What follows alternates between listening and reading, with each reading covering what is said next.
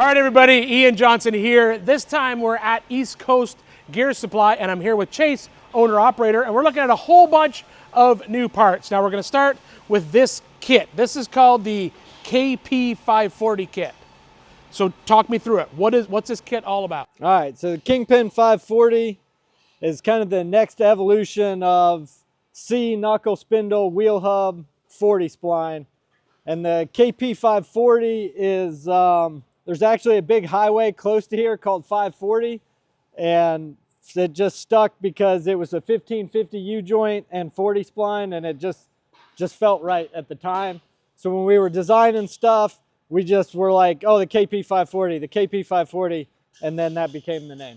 So let's start with, so if I'm buying this builder kit, what all am I getting? Let's start at the axle and work our way out. So you got massive C-end, forged C-end, you know, one of the biggest light duty C's on the market for sure.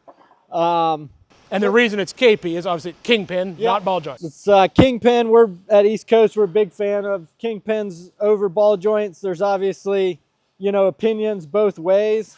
My opinion is the Kingpin is stronger and it's more serviceable.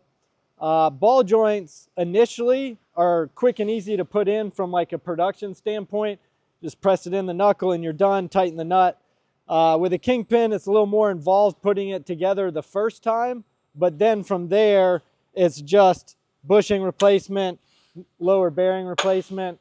You know, very rarely are you gonna wear out an actual Kingpin. And then it's just service. You have Correct, to, yeah. The only difference is you're gonna have to lube this versus ball. Like you got lube ball joints, but Sure. no one ever does. Yeah, correct. Okay, so big Kingpin Fortuner C, and now we're working our way out. Big knuckle. Big knuckle. Okay.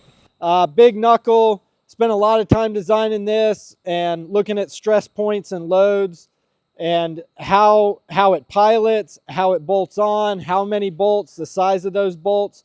Because when we do this and this massive knuckle and you get this big spread, you don't want to transfer all that load to where you're piloting your spindle. Okay. Which then also goes into bearing separation into the wheel hub and the size of those bearings. Because this spindle is specific for this package. Correct. This is all 100% designed together as one cohesive unit. It's not using anything currently on the market or has been on the market. This is 100% design that said, how do we make a wheel end package that will carry X weight, take 40-Spline, and try to be as indestructible as possible. And the whole idea behind this is the fact that you're not using like a junkyard part from X and then a new part from Y. This is a full axle end unit that's totally engineered from the inner C all the way out to the lockout. Correct. Which, you know, I've talked about a little bit, like we don't want to be exotic either. We want to make it easier to service. So obviously this starts to get a little bit exotic, but some things that aren't exotic is this is a regular Kingpin 60 that's been around for 50 years. This is the same bushing, same lower plate. So the exotic pieces are your hard parts, right? These are the parts that like we're designing to be indestructible. You should not be replacing this, but easy small part replacement, serviceable is very replaceable. The Timken wheel bearings, these are, you know, off the shelf, go on Rock Auto, AutoZone, call us. You can get a bearing for your, you know, your assembly. Yeah, because this bearing is not because this isn't a 60 spindle, that's not a 60 bearing either, right? No. And it's not just the size of the bearing, everything is set up. So what's the difference when we get here to the hub?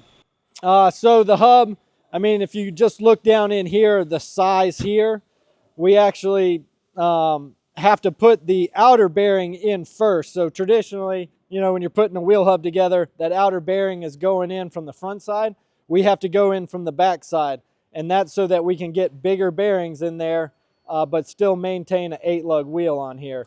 So, and if you look at the size of this bearing and you're familiar with 60 wheel bearings, this is like, It's a lot bigger. It's double the size and definitely about 3 times the load rating. And is there a difference in the distance between the bearings as well on There this is not a ton. We did increase the spacing on that, but with the scrub radius, you know, you also want to keep your wheel mount flange tucked in so your scrub radius is good. So again, it was a lot of balancing of how do we make this thing as strong as possible, but you know, hit some turning capabilities.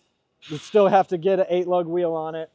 And that was going to be my next question. So 8 on 6.5, or is it just 8 on 6.5? It is just 8 on 6.5. But it's even though we have a 40 spline and larger, it'll still take just a standard wheel, right? No, no wheel machining needed. Correct. Now, what about the brake package that works with this? So Dodge Ram, not to be confused with Dodge, Ram 3500, 2014 yearish, I think maybe 10 is when they went to this new brake package. So 14 Ram brakes, bolt right on, 100%. So like you said before, no exotic brake package needed. Correct. You can just use off-the-shelf brakes, off-the-shelf bearings, off-the-shelf wear items, but upgraded where it needs to be upgraded. Yeah, so we have like a Wilwood brake kit, you know, design that will go on it, or any Wilwood kit or any other brake kit that's designed, you know, bolt-in replacement for a Ram will go right on. But we have kind of a smaller, lighter weight Wilwood kit design. But again, not wanting to be exotic, if you have a rotor exploder, a caliper break or something and you're out of town, you can go to the parts store, get a Ram caliper, get back on the trail. If you're looking for the ultimate axle end package for your steering axle, well, the KP540 might be exactly what you need.